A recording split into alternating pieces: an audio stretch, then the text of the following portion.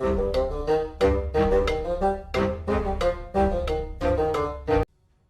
you ever wanted to dominate the entire world, or perhaps change a law or two to suit your own whim?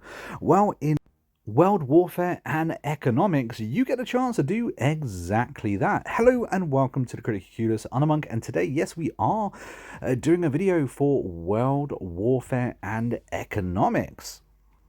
Now, this game has both been published and developed by Acrom Studios. They actually gave me a paid sponsorship for this video as well.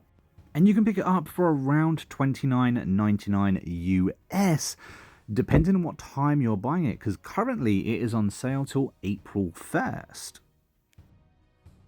Just so you know, this game is also in early access, meaning the game will be developing as time goes on. It's actually been out for a little while now. However, it has just released a massive update, massively changing what this game was previously about, and just, you know, making it a little bit more pretty and having a lot of smaller changes that equal a bigger and better polished game.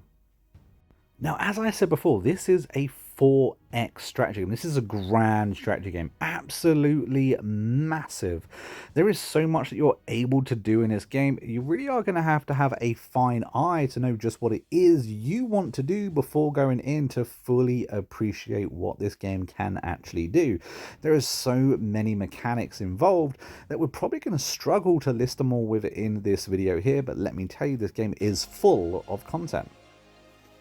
I mean, like I said, usually I do like to give a game a rough opinion of how long it's going to take you to complete it, but with this kind of game, with strategy kind of games like Stellaris, like Crusader Kings 3, there's just really no upper end scale in which you can mention. This is a huge game that you can spend absolute hours on if you choose to.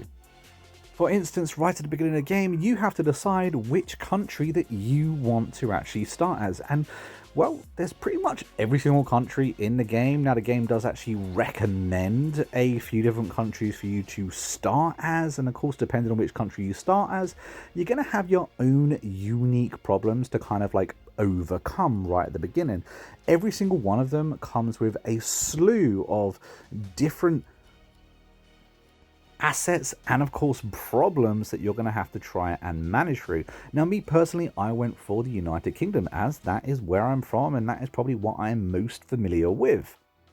And playing as the United Kingdom, the first thing I noticed is that they are incredibly in debt. That's problematic for a start.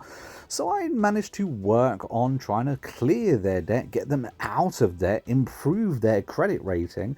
And you know what? I had an awful lot of fun with it. There's so much that I got to do in order to, you know, clear their debt completely. Like, for instance, when you very first start the game, you're going to have to set up a budget for that year, and every single year that follows you're going to have to change the budget along with it. Now, that was actually a lot harder than I really intended it to be, because you can only change it once. So if you lock that in, although you can change it again, you're really not going to want to. But you know what? I picked a country, I had a plan, and I managed to actually do it. I managed to clear the UK's debt completely, and because of that, my world relations were absolutely skyrocketing, my population was happy, everything was going very, very well. But things may be going well with your country, but you have to consider the world in general. The world is under constant tension, and wars could pop off left and right, and it's up to you to decide if you want to go in and help one country or the other, or of course start your very own war. And in order to do so, you're going to have to make sure that you've got the best stuff available in order to do it. There's a huge tech tree that kind of shows you just an avenue of just how big this game is, as you can see right at the end there. The game is recommending that last research is going to finish in 2310, which is considerably far away. And of course, while I was concentrating on my budget, or while I was concentrating on a few other aspects, I was under a lot of issues. There are so many different things that you have to keep an eye on in order for your country to run smoothly. And just so you know, it doesn't look like any country actually runs smoothly at all. The country's budget was just one thing that you could manipulate, that you could change, that you could make work in the way that you wanted to. You had to set the budget so that way you could actually run your year and accomplish all of the goals that you had within that year until the next year rolled around, at which then you could reset your budget. But within that year, you're going to be having to trade resources because perhaps you are low on fuel, for instance. Now, if you're about to start war, perhaps you're also going to be wanting to stock up on tanks or aircraft or a navy. And of course, the more navy, tanks, and aircraft you have, the more fuel you're going to be needing in order to move them around the map and, of course, the world. There's also like defense budgets and how many scientists that you want to apply to your nuclear program, for instance. And of course, as a functional country, you have a lot of things that you're able to not only buy to help you accomplish the many tasks that you want to do, like, for instance, make a brand new aircraft carrier. Me personally, I needed an awful lot of superconductors in order to make sure that happened. I also had a number of different resources that I was able to sell to the rest of the world, like, for instance, being the biggest manufacturer of cannabis in the world. And yes, that's right, if you want to turn your country into the biggest drug dealer in the entire world, you're able to absolutely do that, of course. But trading, budgets, and of course war is only still a single aspect or a few aspects of this very overcomplicated game. There are also espionage that you can do. You could set up a little hub in a foreign country and try and dig for secrets. Or, of course, you can send over envoys to certain countries to improve your relations. You can open up trade deals and arms deals. You can both join organizations like the UN and, of course, veto other people from joining them as well. And one of the things that I really liked is the fact that you could change your own laws within this game too. Like, for instance, I'm quite in favour of the death penalty for the UK, and I can make sure that my people put that policy through. And of course, that would decrease the amount of crime in my country.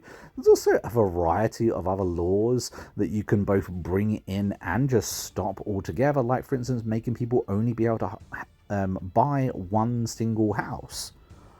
Not to mention tax people to the absolute wazoo while managing like inheritance tax, for instance, and a million other different taxes besides that. There really is a lot to do in this game. I love games like Stellaris, like Crusader Kings 3, all those kind of games, those really overcomplicated games that you can just get absolutely stuck into. And this game is one of those. This is a game that you're going to be able to spend a lot of time in. Not only are you able to do the diplomatic side of things, you're able to also do the war side of things. You're able to, declare war on your rivals. You're able to conquer other countries. You're able to buy the latest designs from foreign countries. So, for instance, if you like the look of a tank that Germany's producing, we are able to not only buy tanks pre-made, you're able to also buy the blueprints in order for you to make those very own tanks yourself too, which is another thing that I absolutely love. You're also able to sell your own designs to other countries as well. Another little thing that I think's pretty awesome. You're also going to be getting bombarded. Absolutely bombarded with offers left, right, and center from the rest of the world, because this is a growing, living economy. And based on what you do, other people are going to be reaching out or, of course, pushing you away. Now, I'm certainly not going to say that this is a easy, straightforward game. This is a 4X strategy game. This is a PC game. It's very complicated, and there's a lot of features at the moment that are missing because, of course, this is a work in process. These features will be there in time, but at the moment, it's still missing a few key elements. However, knowing my viewers, I feel that if you give this game time and a little bit of effort, you're going to absolutely love just the sheer amount you're able to do. Because this is a management game, as if almost no other that I've played, because it includes so many different elements that it's pretty cool, to be honest with you. I love the fact that you could even design your own tanks or aircraft. You can outfit them with the latest technology. Now it's going to cost you an absolute fortune to do so, but if you want just the most overpowered vehicle in the game, you're able to absolutely go ahead and do that, even if it breaks the bank. And I love that because it gives you real agency over how you decide to play. You don't have to go ahead and conquer the world. You don't have to go ahead and make friends with the world. You don't have to go ahead and join every single organization there is. But the point is, you can do what you want, however you want. Like, for instance, I took the UK from being a poverty-stricken country and turned them into an absolute economic powerhouse. It may have taken a little bit of time, and I had to understand a few things before doing so, but it was something that I set out to do and managed to do very well. Now, I'm not going to give this game a review score because, of course, it is a work in progress and it's not fully released yet. However, it's a game that I am going to revisit when it is fully released, and we're going to go over that score then.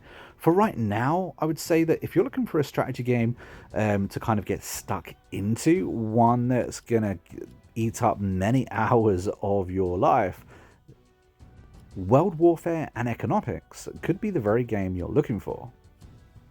Now, of course, if you have played this game either before update or since, let us know what you think down in the comments of the video. I'd be really interested to see if this is a game that you would recommend, what your thoughts are on it.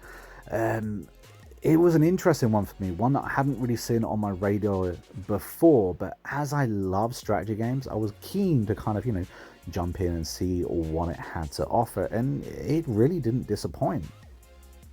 In fact, after playing, it just left me wanting more, and I hope that the features that are still missing in the game come very soon, because I think they're going to add an awful lot to it.